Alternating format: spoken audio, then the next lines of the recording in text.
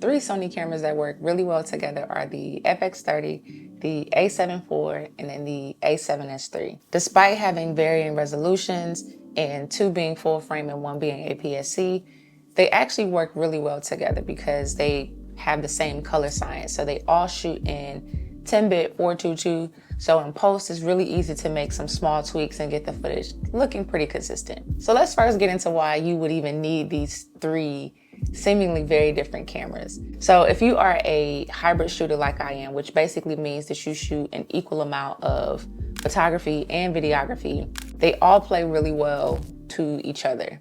So starting with the A7S3, for instance, the A7S3 is my go-to video camera.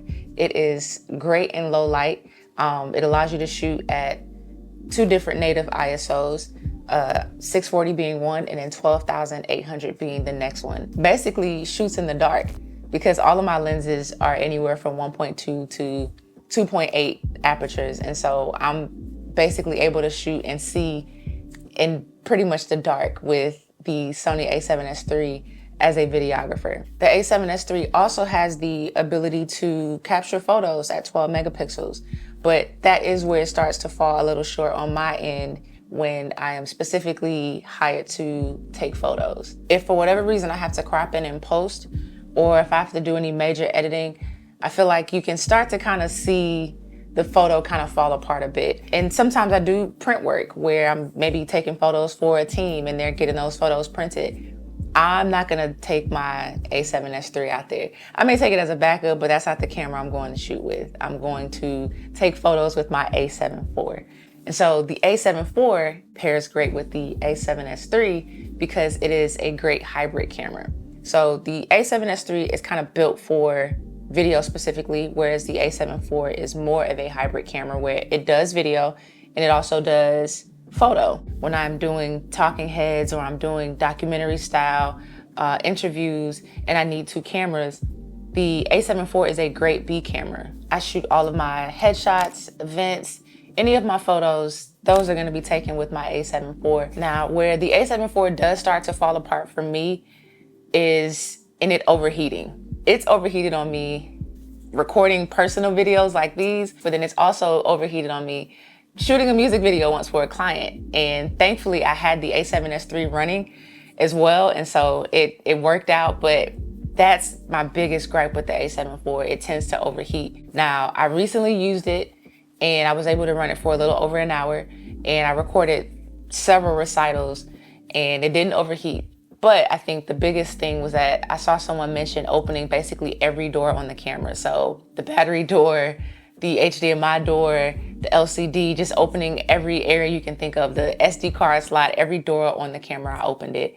And it was pretty cool in that room. And so I think it just helped with the airflow and stopped it from overheating, but had me nervous the entire time. So definitely not my go-to in moments that I'm kind of in a crunch and I need things to perfectly work out. Which then brings me over to my latest purchase, which is the FX30.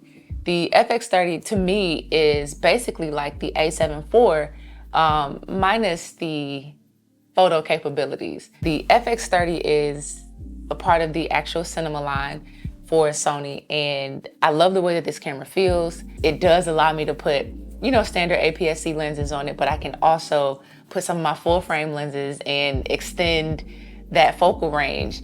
And more than just the feel of it, I think it is probably gonna be my new B camera because it has a built-in fan. And I live in Florida and it gets hot.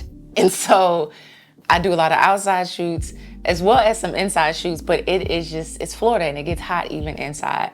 And so, like I mentioned with the A7IV overheating during client work, that's not something I want to continue to see happen. So the FX30 has become my new go-to B cam and the A7IV is kind of retiring from its past video responsibilities and it's kind of just moving towards being my go-to photo camera, and the FX30 and the A7S3 are kind of my new pairing. And so I think again, where one camera may fall apart, I feel like now I have a set of cameras that work so well together. There's no gaps, basically. So if the A74 starts to fall apart in the area of overheating, I now have the FX30 to fill in that gap. Because of the work I do, because I am a hybrid shooter, these three cameras work really well for me. It's rare that I'm shooting something video-wise and I only need one camera.